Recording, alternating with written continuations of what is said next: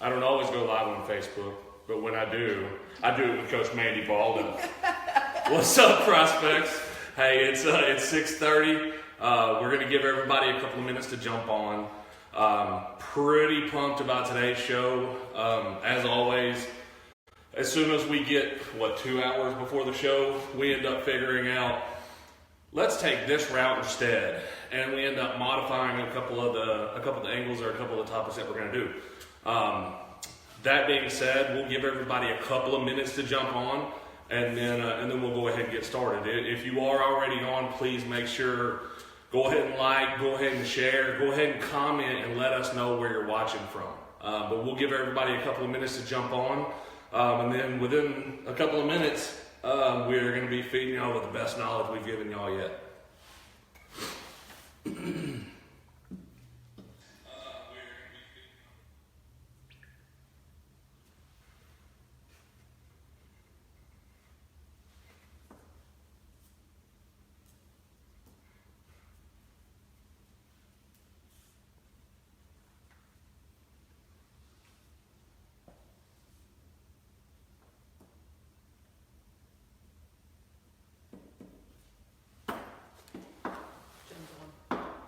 What's up, Jen? We got Depew up in Wichita. Did you see his daughter? Yes. The 2020? Yeah. Yes. Legit. Love that kid.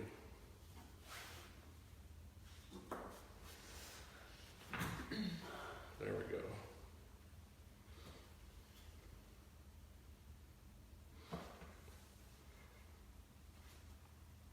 We got Kennebra in New Mexico. That's Brooke Kennebra. What part of New Mexico? All right, guys. Hey, if you can, Armando and Jocelyn made it back from their visit. If you can, if you haven't already, make sure that you do just like the perfect, always perfect Jessica Gibson. And make sure that you comment in the comments and let us know that you're on and let us know where you're watching from. We will go ahead and get started. Like I was saying earlier, we actually ended up deciding 2 hours before the show that we knew we were pretty pumped about what we had for y'all today. But we also had a couple of subtopics, excuse the verbiage. And we ended up deciding to kind of put those to the side because as we compared them to the chief topic of the show, they almost didn't compare. We almost felt guilty for occupying more of your time with those topics when we have the opportunity to get you some of this other information. And those of y'all that are on, y'all have probably already seen, you probably already know that the chief topic today is mental training, mental toughness. Me and Mandy were talking about it. That's ever since I've known Mandy, that's been one of her fortes. That's been one of her pet peeves. Is I'll talk to her about a certain kid that I was told about, and I watched the video, this, that, and the other, and then she ends up telling me, the kid is weak. And I just saw her crush a bomb. But at the same time, Mandy saw where when the kid ended up struggling at the at-bat, she goes in the dugout, throws her helmet, and ends up freaking out because she can't deal with failure. Or my favorite is the lazy catcher. The catcher that's got a cannon, got a gun, and then all of a sudden she gets a pass ball and then mopes her way back there. That's such a weak mental side. I'm so super stoked about tonight's conversation. As a former coach, it's something I had. If any of my former players are watching or listening, they're going to comment and say, absolutely, she's 100%, I am big time into the mental game. And one of the things, most of us know, and most of y'all that are watching know, if you have kids, or if you've been involved in youth sports for at least a decent amount of time, that ever since you were dealing with them as, youth players, t-ball players, coach pitch players, they talk about how getting them involved in team sports is going to help them in the long run, how it's going to teach them to work as a team, and how it helps them develop confidence and help them deal with failure and all that kind of stuff. And so, you hear about that stuff, but it's amazing to me that later on in their career, they don't think about it as much. Sure. Because they're worried about the outcome. Yes. They're too worried about the outcome and not focused on the process. And the mental side, if you don't have that mental foundation, it's very difficult to then try to compete at the next level. Again, that's the difference, Robbie. That's what I tell all my kids. The difference between high school and travel and college is that mental edge.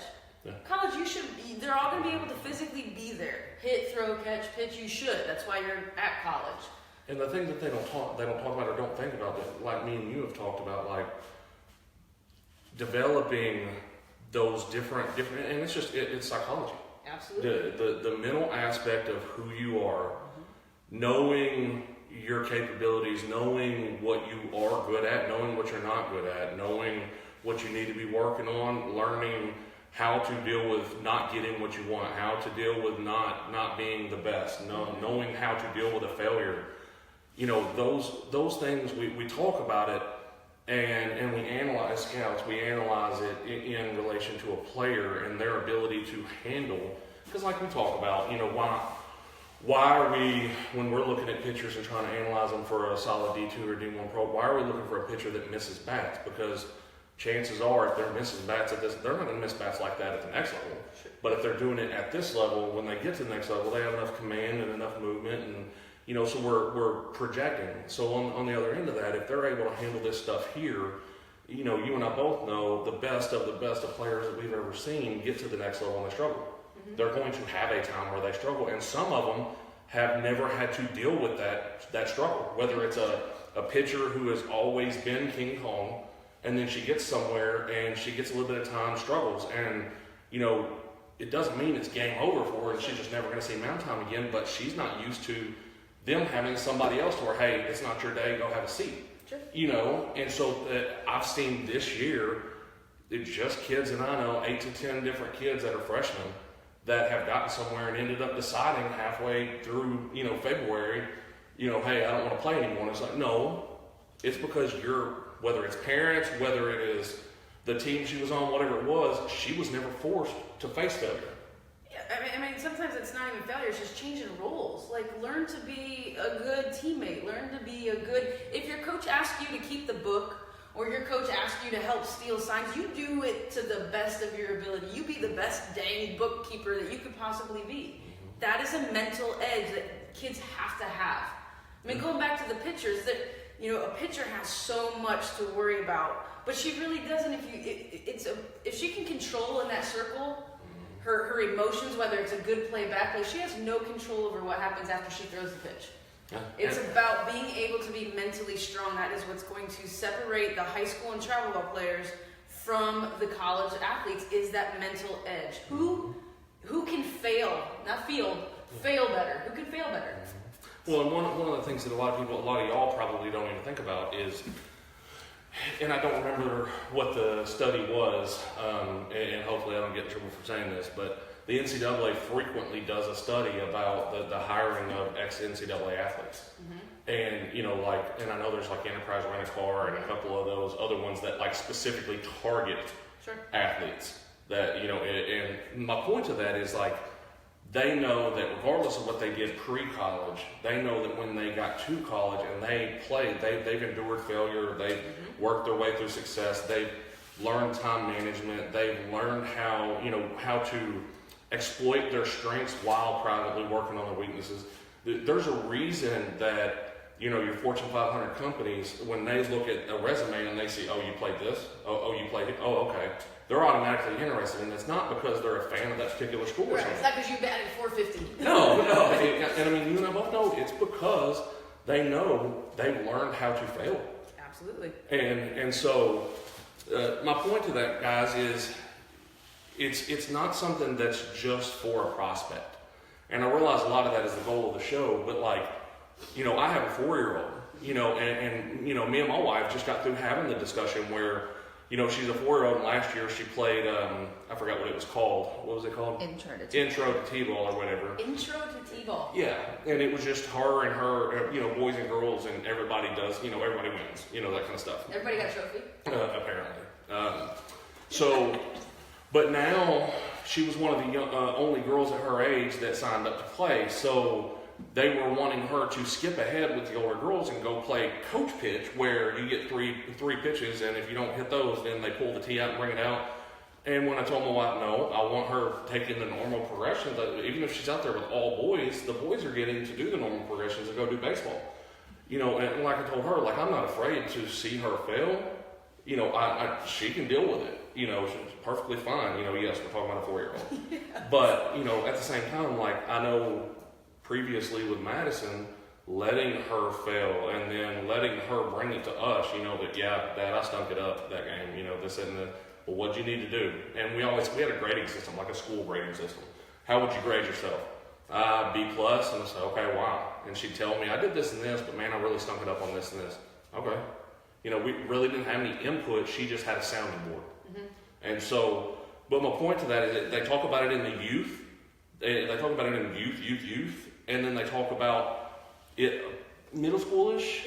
And it seems like once it becomes prospect time or the recruitable age, they stop which is probably one of the most important times, because they're starting to form who they are. Mm-hmm. And one of the things that, whether this is parents watching, travel coaches, or prospects, what you don't realize is the mental training that you're about to hear, and being able to take yourself through how to deal with failures and things like that. That is not just stuff that's going to help you right now as a prospect. That's not just stuff that's going to help you in college. That's stuff that is going to decide how quickly your career, after you graduate college, how quickly your career shoots through the roof. And the funny thing is about this mental talk tonight is that I think it can seep into almost every area of your life. If you hear something, try to see how else it could be applied in your life, whether it's a job, whether it's weight loss, whether it's finances. If you got to get there mentally. You got to get there mentally. So I think it transcends just softball, but I'm super stoked. So without further ado, Jen, if you can go ahead and add yourself in. The guys, here in a minute, Jen Starkey is going to jump on here. She's probably doing it right now. Those of y'all that don't know, and I'll let her actually elaborate on her background. One of the biggest mental training and leadership training experts that I've come across. And, being in the position that both of us are in, we run across a lot of them. And it's not to say that there's not some good ones.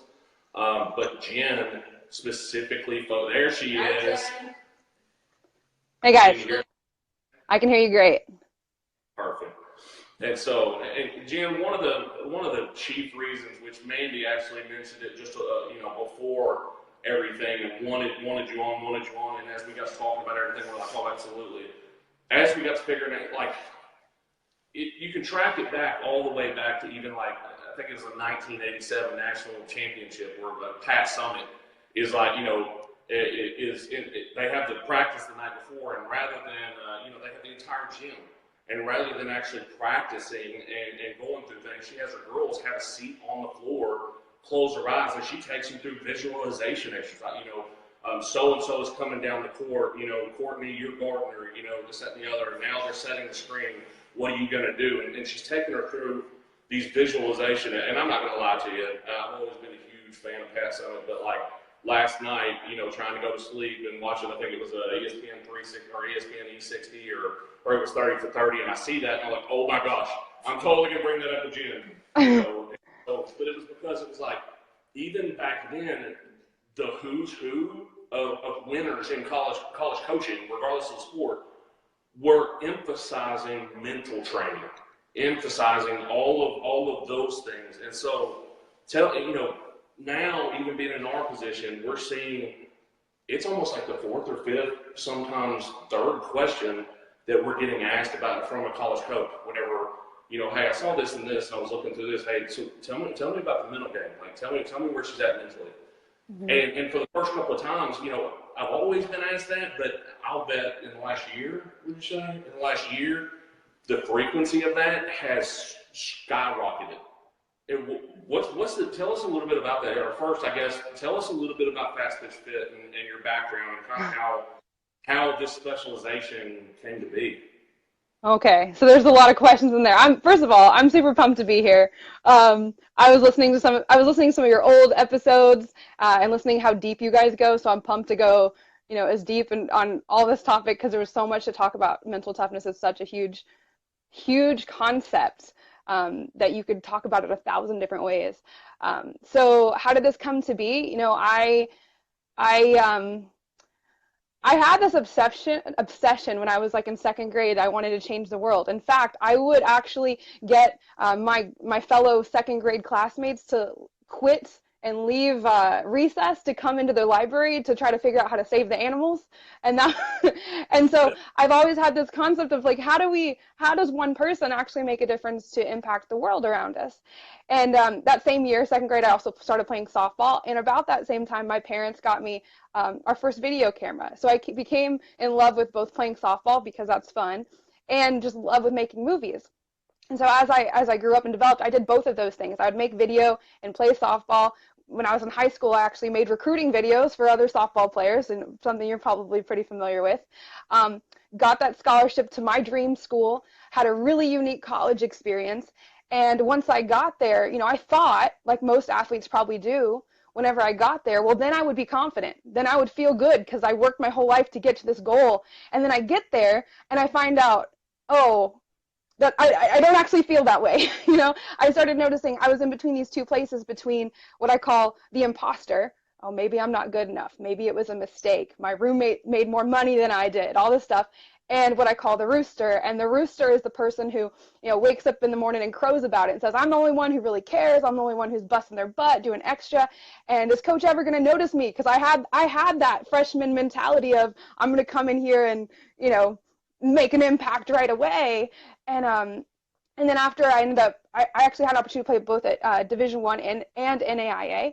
And so through this unique experience, when I got out, I realized there was so much more that I wish I had known growing up about what makes a great athlete and what makes you successful. And so I went into business at that time, and I started learning from these really successful entrepreneurs and these Olympians and these people who were professional athletes. And they started teaching me these things. Like, why didn't I learn this before? It would have changed my whole outlook on everything. So I became obsessed with, okay, this information is out there. How can we get this to kids way younger? And I became obsessed with how can I use my skills and my love for softball, use my passions for making video, and break these concepts down that the best, most successful high performers in the world are using, and break them down to where a 10-year-old softball player can understand them and use them to experience more joy and fun and fulfillment in their young lives. So that's kind of how I got started. So why it's obviously always been the mental aspect. I mean, even if you track all the way back to the baseball days, I mean, you've probably seen like people sharing the pictures and quotes and stuff where, famous hitters in Major League Baseball talked about, as 90% mental and 10% physical, and Right. things like that.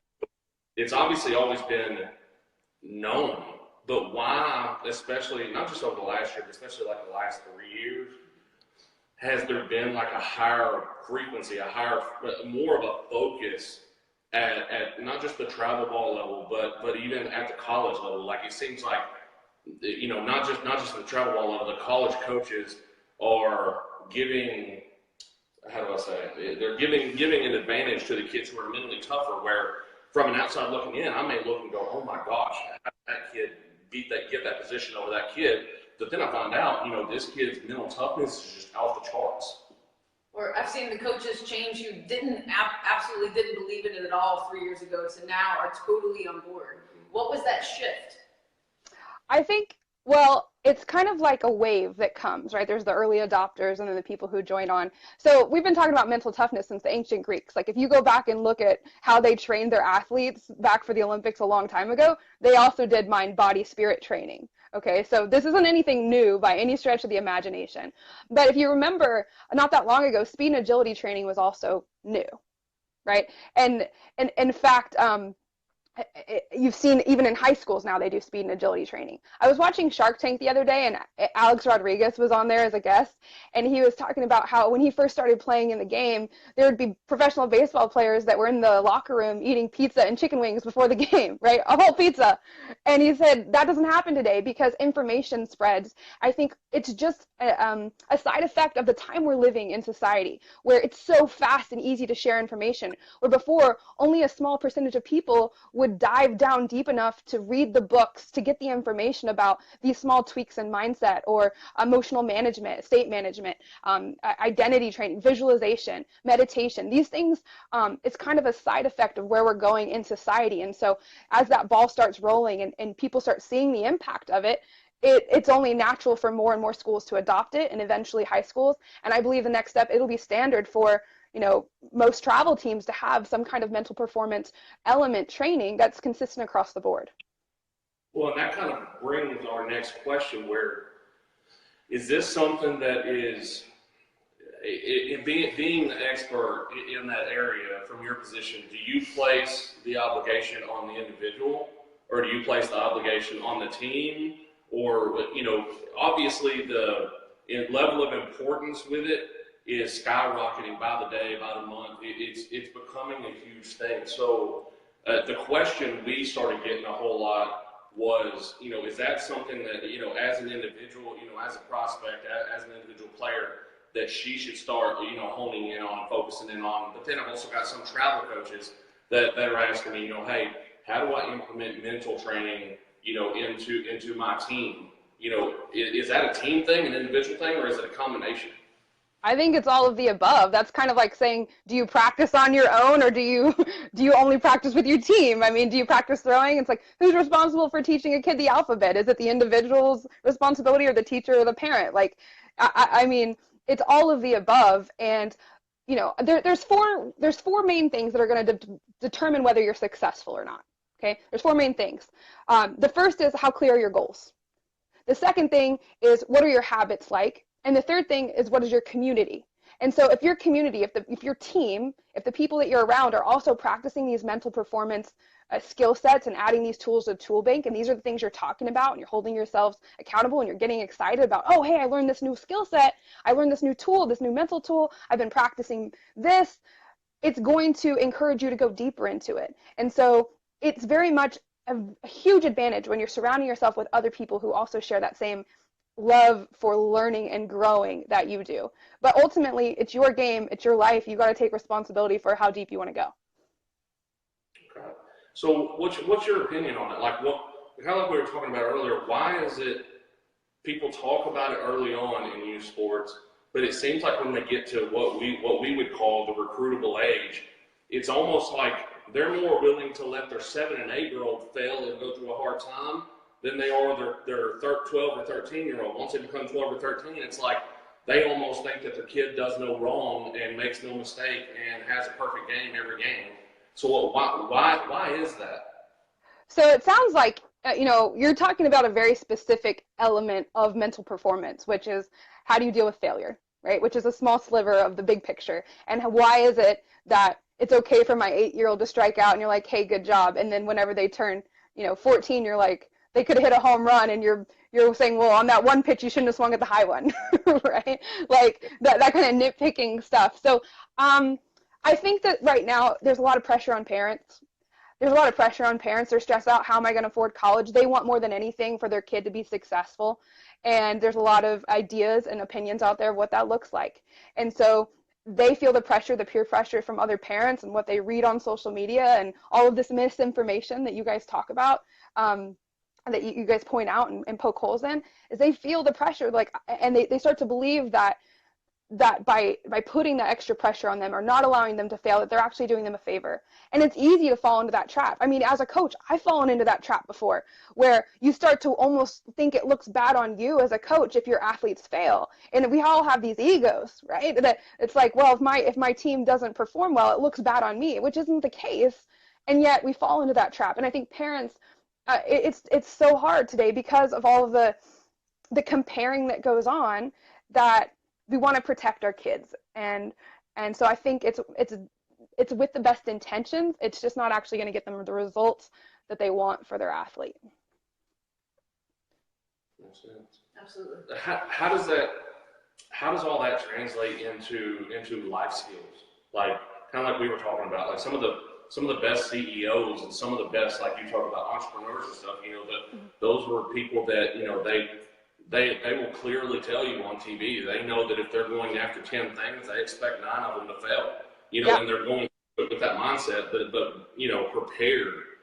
How does, which I know you're going to get to in a minute, I was intrigued by the fact that you're working with much younger travel ball players all the way up through the recruitable age, which is huge because if they continue, if they will do their due diligence and continue with what you've trained them on, we all know what type of player that is, by the time they're graduating. So how does that translate into life skills?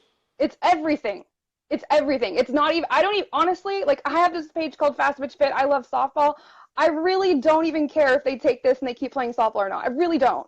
Like I use it because it's a tool, and it's hard to talk about these mental skills without a place to practice them. And so softball, I mean, even today, I'm so grateful that I have the sport like in my reservoir of knowledge, because I use so many metaphors from sports in everything else I do, in my relationship with my husband, in my health, in my business, with all of my goals. So it's not about the game at all. The game is the teacher, right? So I don't know if that answers your question. How does it translate to life skills? You hit it right on the head. yeah. It's not. It's if I'm going to talk to a kid about visualization, it's so easy to talk to them about visualization in regards to hitting or pitching, right? And it's if you were to talk about visualization and what you want your life to look like, or what you want your relationships to feel like, that would be a lot more intangible and hard for them to immediately see results on. So if I can teach them the skills on the softball field. Sorry, I got a little interruption there. Are you still there? Yeah. Okay. Yeah, okay, good. So if I can teach those kids, if I can teach the kids early on, how to deal with failure, then later on they always remember, oh yeah, I only have to be successful 3 times out of 10, and like things are good, things aren't so bad, which we don't always see in today's social media world.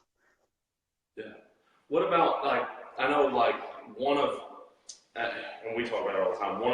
One of the things in our position that stinks the most is when we saw a kid as an 8th grader or a freshman and fell in love with the kid. The kid has talent. Everything looked beautiful for the kid at that point. But then fast forward 2 years later or 3 years later, because they felt like they had everything handled.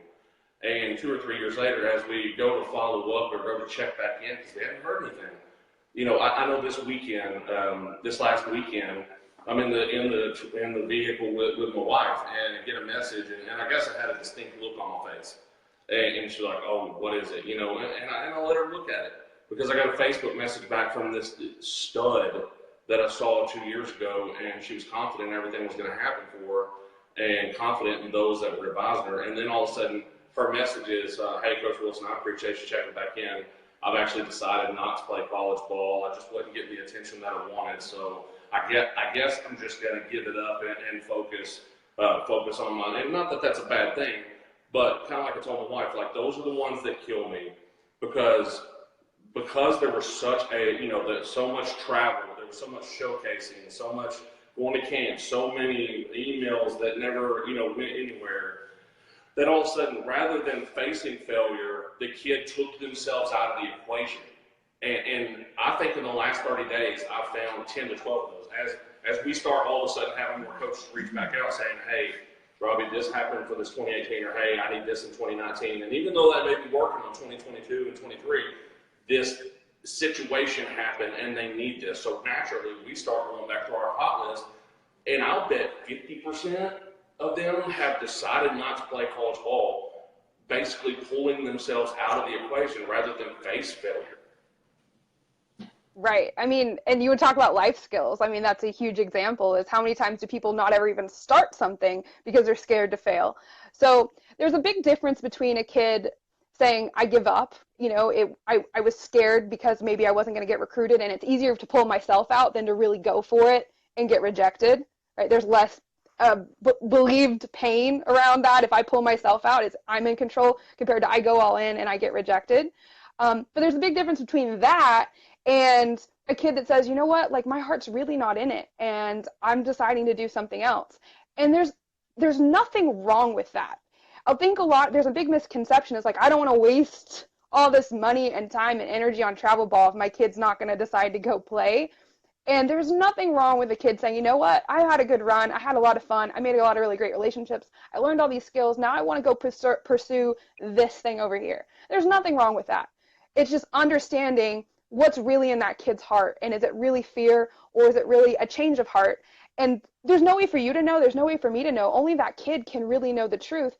And when we as coaches and influencers, that's one of the things I love about what you do is your guides, right? You can ask the questions and help them dig down to really uncover that, and then encourage them when it is just fear. And it's just to your point. I mean, I had a girl on my travel team. She'd already graduated her senior year, and then she got recruited by a major D1 school in Colorado on the spot after seeing her, catch a couple balls because they needed that particular athlete at that time. And so there's always those opportunities, and it's just a shift. Is the kid scared, or are they really just having a change of heart? I have a quick question and kind of leading in. We have a lot of different recruits at different ages, and we're talking about a mental side that really only the individual can control really what goes on.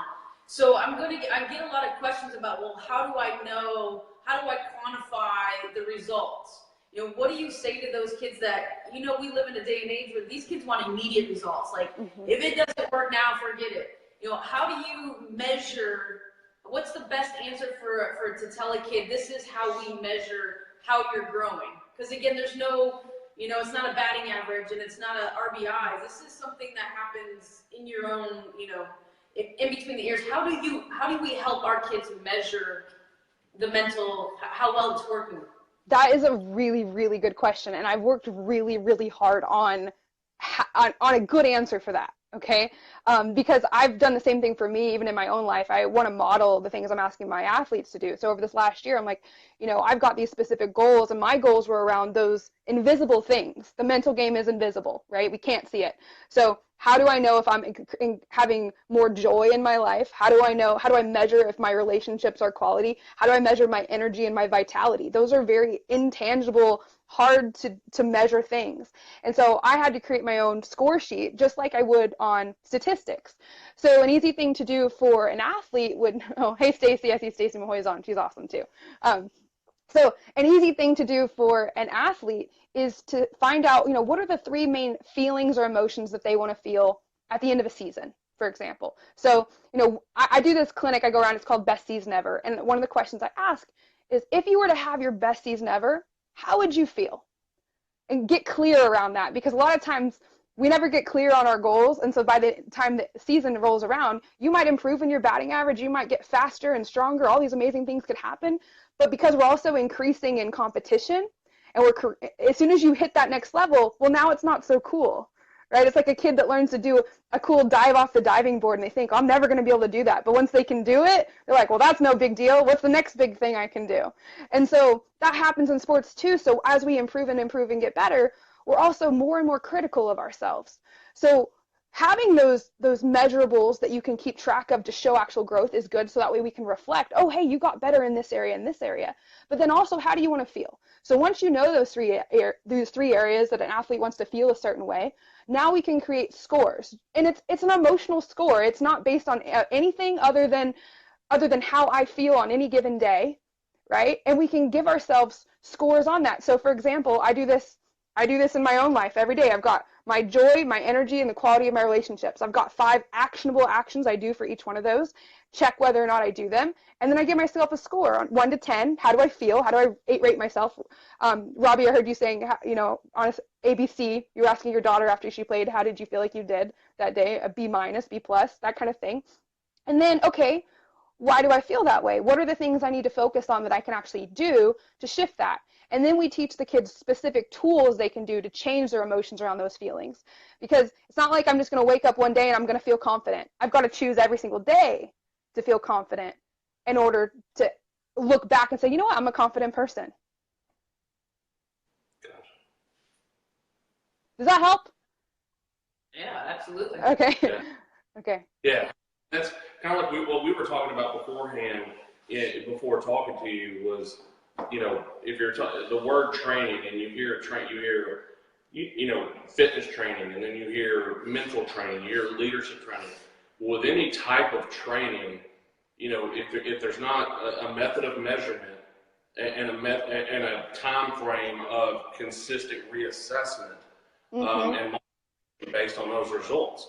And so, like, even to the point of, we have, even in corporate America, you have different methodologies of, whether it is monthly, weekly, quarterly, whatever it is, of assessing your employees and their productivity, and are they meeting goals, and if not, why are they not? And so regardless of what it is, having a measuring aspect, having an accountability aspect, and being willing to modify different things, is it the same application when we're talking about this?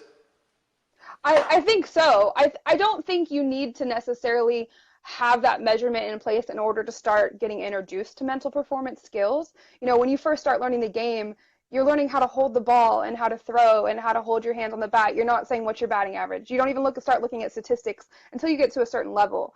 And so I don't think that that's critical for someone to get started.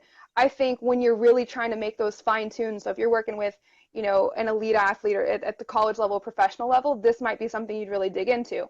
For me, it's been important because, as a mental performance coach, I had to find a way to quantify, hey, show the parents, like, look, we really are making progress here. And that was a big challenge for me in the first few years. It's like, it was hard to quantify. So I've had to work really hard at, they might see different things, but new challenges always come up. So you've got to have a way to point back and say, no, look, here's where we're growing and here's where we're going to work. And so you don't need to have it right up front, but when you really want to make those fine tunes, where you focus is going to grow. Where you focus is going to improve. And so when you have those measuring tools, like you said, it's really going to help. Yeah, for me, I've been a former college coach of 15 years, and the last 10 as a head coach at Division II level, and I use mental training every single day. My former players will tell you, I started practice off at least 5 to 10 minutes, because it is a skill that you have to learn. I had so many freshmen would come in and have a clue. Maybe they went to sleep. I don't know. I didn't care, but at some point they realized into their junior year they would start to get it. And however I needed to reach them in that. But I'm a full believer in this is something that has, just like you said, you didn't learn to throw a ball right away. It's baby steps. So, for me, mental training is a huge part of our game. It's a game of errors. So you have to learn how to be able to manage that mental, that what you say to yourself, what your mind thinks your body will produce. I've got 100 different things I could say about it, but right. Well, you made a really good point. You made a really good point on that too. You said, however, I need to teach it to them. And kind of like hitting. There's some people who go about teaching hitting and they're like, this is the way I teach hitting. And they basically train like robot style, right?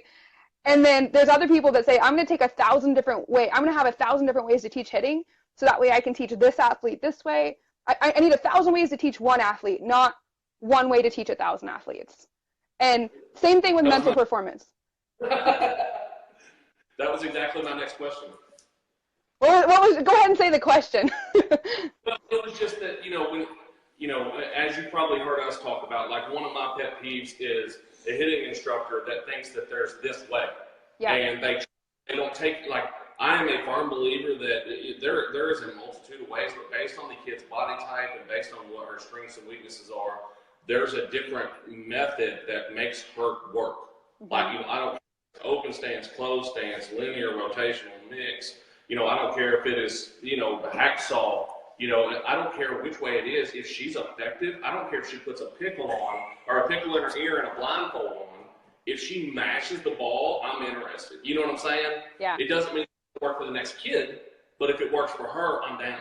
And so my thought process with this was, okay, and this is lack of knowledge on my part with this, is there this uniform way of being able to train, or is there, once you really dive into it, is there more of an individual application of mental training per the player? So let's take an aspect, a slice. We'll kind of zoom in for a second to give a metaphor, and then that'll give a bigger picture. So let's take the concept of meditation, which other people might term mindfulness. Okay. So this is a term that some people might be like, oh, meditation, that's really woo-woo. Other people are like, yeah, it totally makes sense. I'm just relaxing my brain so I can get in the zone, so I can be focused, so I can be clear. So there's some people who can sit on a couch with their hands like hum and just clear their mind and just watch their thoughts float by. And some people are like, I could never do that. My brain won't stop chattering. I'm one of those people. Like my brain, no. As soon as I sit down and be quiet, yeah. Another way that you could practice that would be through yoga, right? So you're moving, and so you're focusing on your breath.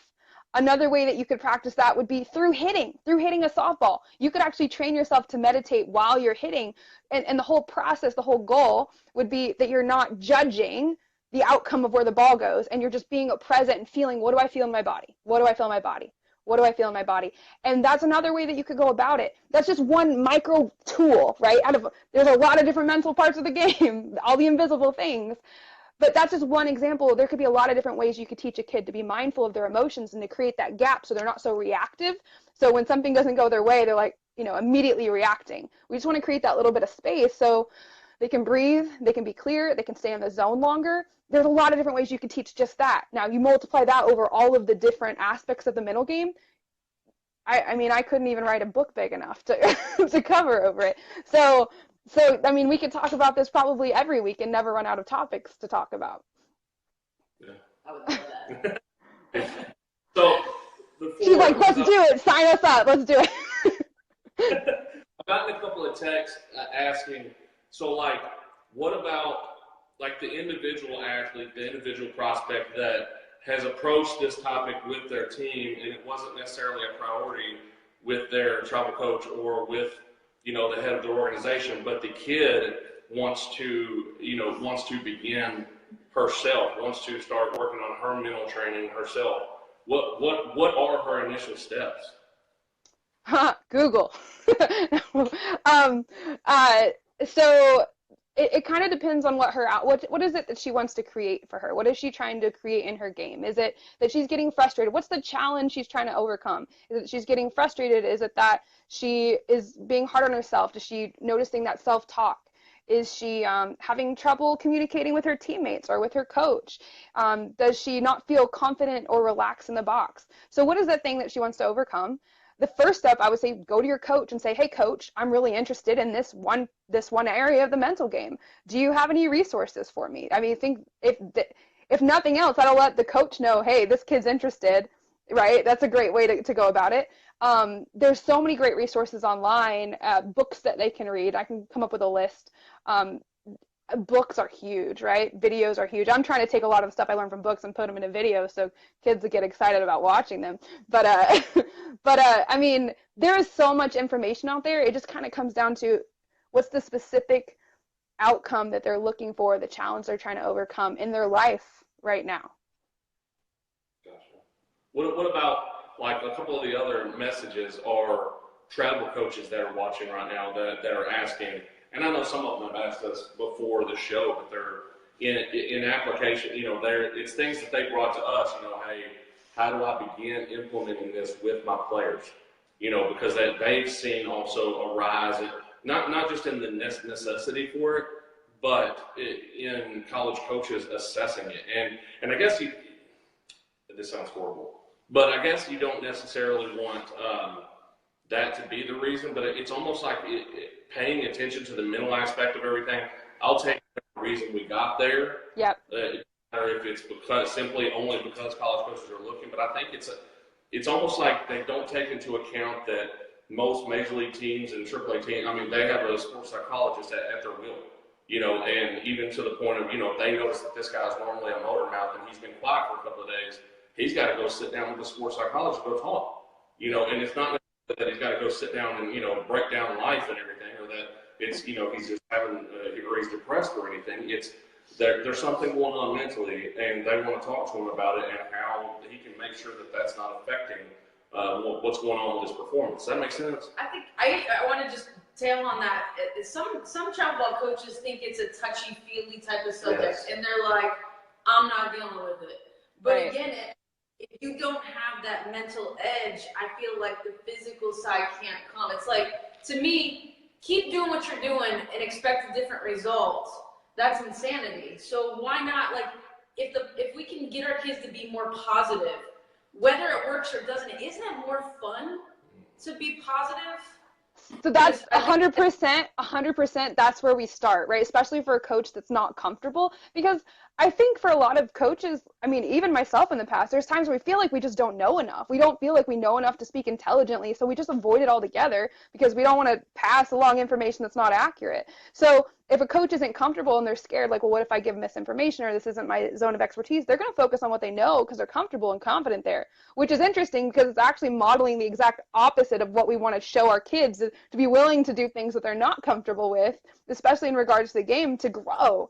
And so I think one of the places I start, you mentioned, is how can we have more fun? How can we make the game more fun, especially at the most basic level? Because is it fun when you're playing in a game, you're losing, and the whole team sitting there on the bench like, well, I can't wait for this game to be over? Like, that's not fun. So, and as a coach, how, before I can really take and teach this to my kids, let's look at our own selves. What are the things that we're struggling with as a coach? Because chances are, if I'm struggling with it as a coach, whether it's the voices in the stands that are kind of getting in my ear a little bit, or feeling like people are judging me, chances are my athletes are dealing with that too.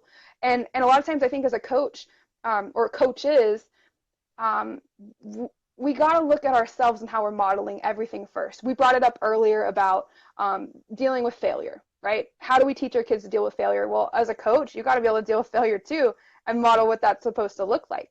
So if we start there, being curious, just out of straight up curiosity, one of the tools I love to give coaches is you don't have to lead it. Let your players lead it. Ask your players, hey, what do you think about this? Recently, I did a mini clinic with a team that I coach, and I said, hey, guys, here's what we're going to do. We had about an hour and a half. I said, you guys are going to create a game. And the point of the game is that as you play the game, you get better, or you get closer towards reaching your goals. Okay? So I'm going to walk you through the very beginning of this, and then you guys are going to create the game all on your own. So we sat in a room. I said, all right, so first we got to get clear on what are everybody's goals. So we wrote them all on a whiteboard. Each person, here's their individual goal. Mine was, I want to be able to do a pull-up. One of them is, I want to hit a home run. I want to throw 60 miles an hour. I want to be nicer to myself. They've got all these different random goals. I said, all right, split them into two categories. The girls split them on their own into physical goals and mental goals. I didn't tell them to do this. They did it, okay? Now I said, okay, you guys are in your two teams. Your goal is to create a game that you can play. While you play the game, you're going to be doing activities that help you reach your goal. You've got to be able to keep score, right, and be able to track growth. And I had a few other questions that helped guide them through this process so they could do it. And by the end, we had these two teams. They gave a presentation on what their game was.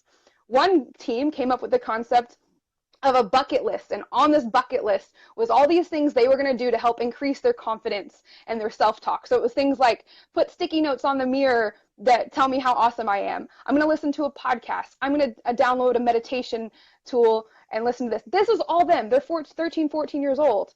I didn't tell them any of this. They got on Google, looked it up, and came up with a list of all these things they were going to do. One of their things on the list was eat dark chocolate because it releases antioxidants in their brain. One of the things was, I'm going to take a bubble bath and listen to whale noises because it's relaxing. Like, If it works.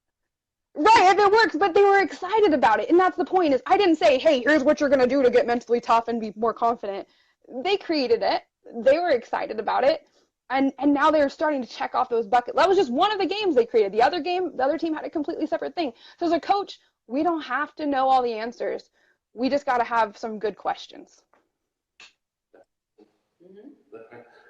So, and that's what me and Nick were just talking about. So, like, I'm assuming those were girls that were anywhere from 13 to 18, right? These girls in particular were 13 and 14. Yep.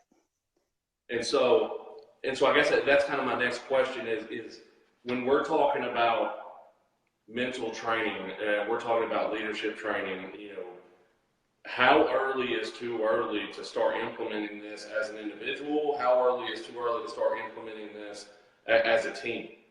I see you shaking your head. She's like, it's never too early. I can see it. I can read your mind.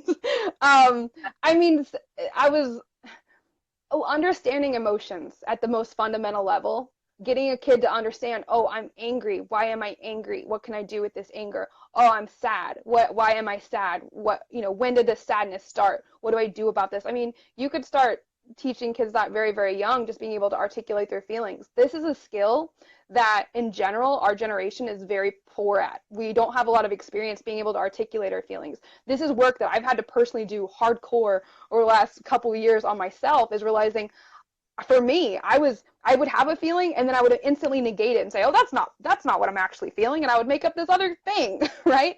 And so that's just one aspect, right? So there's no early to age. I think teams can implement it very early. Simple things like posture, how you move your body, those very simple things. It doesn't have to be this woo-woo, like way out there thing.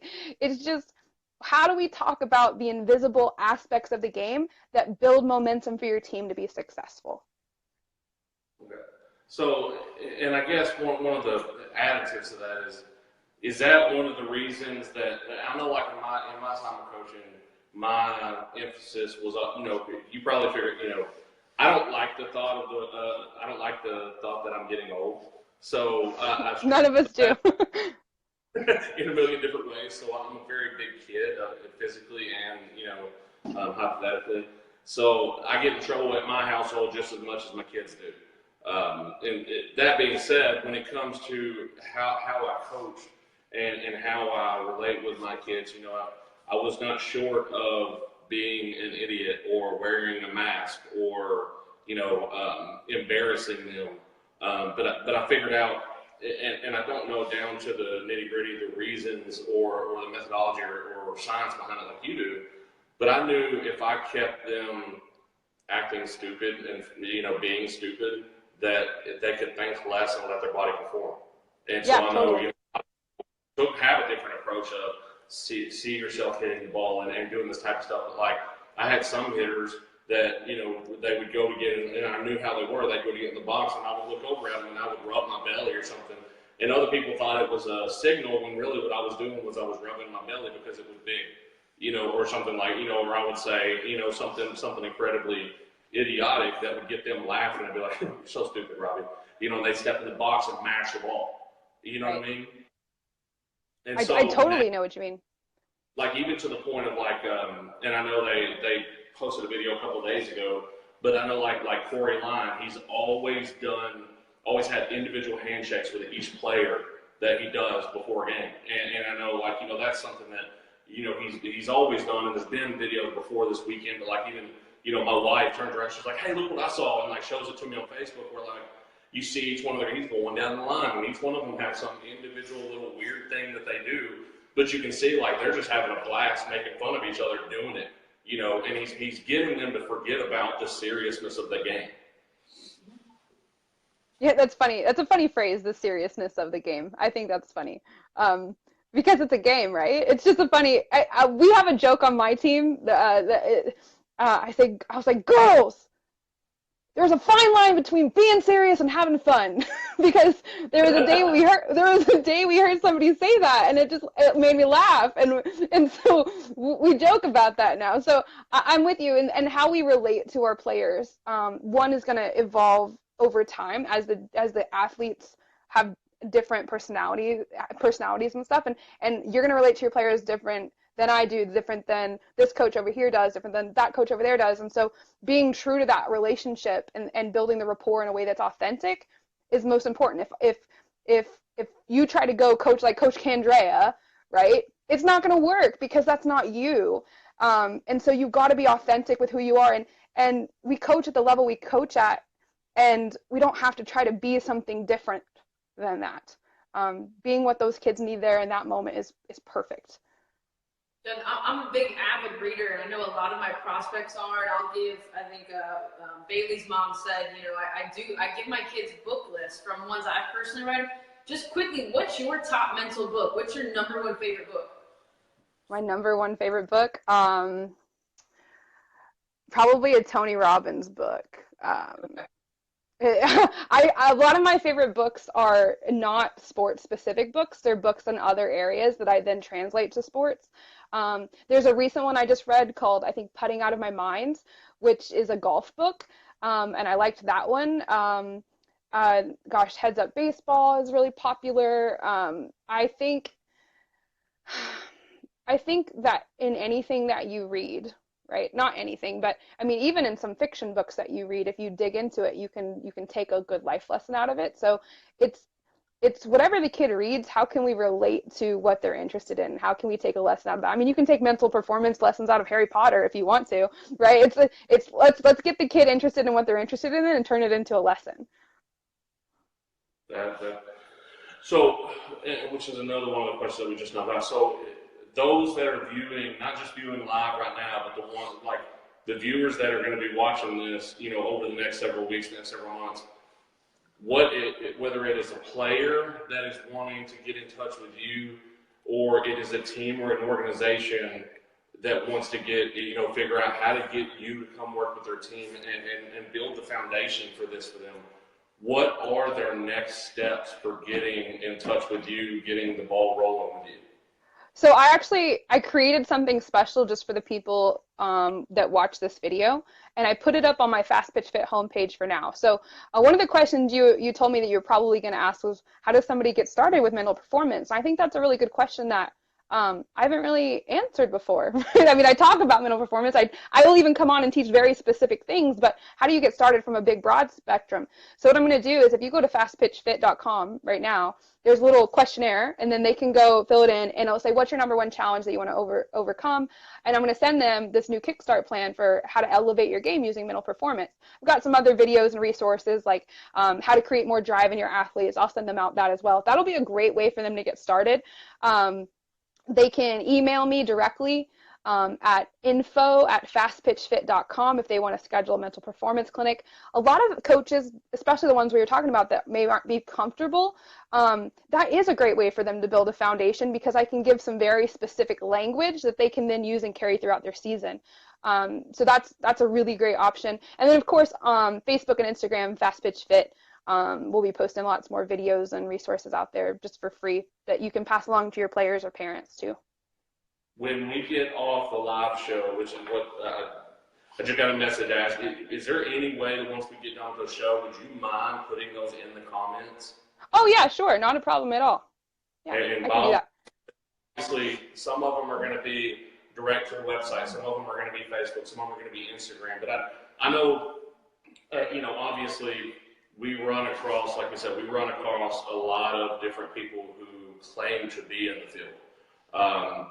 What we have seen, and obviously, me and you have known each other, through the same circles for years.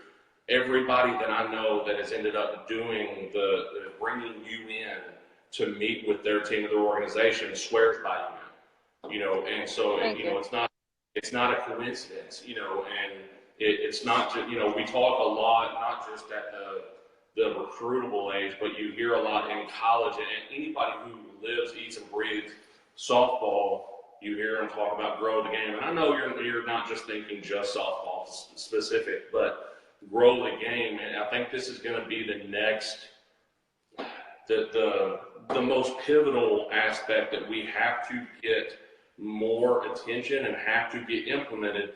It's what's going to separate those big, the best organizations from the organizations that are good but can't. I want to speak to that, because you're absolutely right. And I want to just talk about this zoomed out on like a universal aspect for just a second. Because I go on these clinics and I speak all across the US and in Canada now. And I would say there's this question that I ask in every session. I ask the girls, I said, on any average week, what are the top 6 or 7 emotions that you feel on any average week? And I just have them write it down. And they all write it down on their sheet of paper, and then I go around and I say, what did you write down? What did you write down? And they throw out all these words. And consistently, no matter what state I'm in, where I'm at, what age I'm talking to, whether it's an 8-year-old or an 18-year-old, 80% of what they say is, I feel stressed. I feel tired. I feel exhausted. 15% is, I feel hungry, mad, angry, sad, or worthless. And maybe 2 to 5% is happy or excited. So out of 100 kids I speak to, only a few are going to say happy or excited. The rest is stressed, tired, angry, mad, frustrated, worthless. These are the things they say. And so you're right. this is critical, not even just because of recruiting, but for the health of our young people that are eventually going to become leaders. Like, their brains are literally hardwired differently than yours are and differently than mine are because of the way our society is today. And the only way that we can fight that, and the only way we can give them tools, is to meet them where they're at. Well, if where they're at is softball and that's what they care about, let's talk about how to deal with emotions and how to deal with pressure, and how to do that in an area where they're excited about learning about it. And so one of the things I always aim to do is, how can I make this fun and entertaining, but also make it real and make it impact them and make it change their life, not just on their softball field, but everywhere else. If a kid is confident on the softball field, if they can go out and feel comfortable and go hit the ball, that feeling carries over into every aspect of their life. So if things aren't going well in other areas, we're like, you know what, at least when I'm on the field, everything else disappears. And that's why I believe it's so critical that teams do bring this in, and they do bring it into organizations, and they make it a staple. Whether that's me or there's lots of other people out there that are doing amazing things too. Lindsay Wilson for positive performance. Melanie Rushing, she's brand new, just started with mental performance. There's other people out there that are preaching this message. There's no reason for an organization not to say, you know what, instead of spending $400, $500 on this tournament, we're going to spend a weekend to focus on this because it's going to help them for the rest of their lives. Yeah, that's money. That's money. Hey, Jen, thank you so much. And please, kind of like we talked about, we don't intend on this being a one-off time of having you in. I think thus far, when we put out the message in a short period of time, let people know that you were going to be on the show and what you were going to be talking about. I mean, the messages and emails back saying, hey, could you talk about this? Could you talk about that? Could you talk to her about this? Hey, can you send me her info? So if you can, please don't forget, as soon as we get off the show, if you can, comment with your email, your Facebook link, Instagram link, website, and then obviously, in the weeks to come and the shows to come, we'll definitely be not just talking to you about having you back on the show, obviously. But I would love to. Yeah, we could talk. Yeah. I was going to say, Andy actually has in being able to work with our prospects on a whole nother level. I would love to do that. I think what you guys bring to the table for them is just that extra level of mentorship and support. I would love to be able to work with you and bring them the mental side, however that makes sense for you guys. I would say that with the people that I see lots of questions coming in, if they go to Fast Pitch Fit and they type in the question, what I'll do, Robbie, for you too, is I'm going to take all the questions that get sent in. I'm going to answer all of the questions, and then I'll make sure that you have access to that, so that way you can pass it along to your friends and NSR family as well. Awesome. Great. Thank you. Thank you so much, then. Thank you both so much. Had a great time with you guys tonight. Thanks, Jen. And guys, that's what we got for today. Like I said, here shortly, Jen's going to go through and answer those questions. And as you can see why we basically made the decision that these other subtopics needed to be pushed to the side. As far as, we can talk about mental training, we could talk about the mental aspect of everything for days and days. We could talk about it in relation to the game, in relation to your daily life. We could talk about it in relation to it being spring right now and high school ball, and some of y'all are either not getting the time that you deserve, or you're not in the position that you're supposed to be in, or whatever the case is. This time of the year is where a lot of girls have to have a gut check. And it's where, this stud shortstop who has one of the best sticks in the state is all of a sudden playing first base and having somebody else hit for him for some odd reason. Does it make sense to any of us? No. Does it make sense to anybody else? No. But you got to take the love on the chin, and if you have the right coping mechanisms and the right support system, you can deal with it. So make sure Jen will actually comment here in just a minute with all of those links, and then appreciate all y'all being on, and we'll make sure that here over the next several weeks, as we go to include more stuff with Jen and about mental training with our athletes, we'll make sure to get you guys all clued in. We'll see you at the next tournament.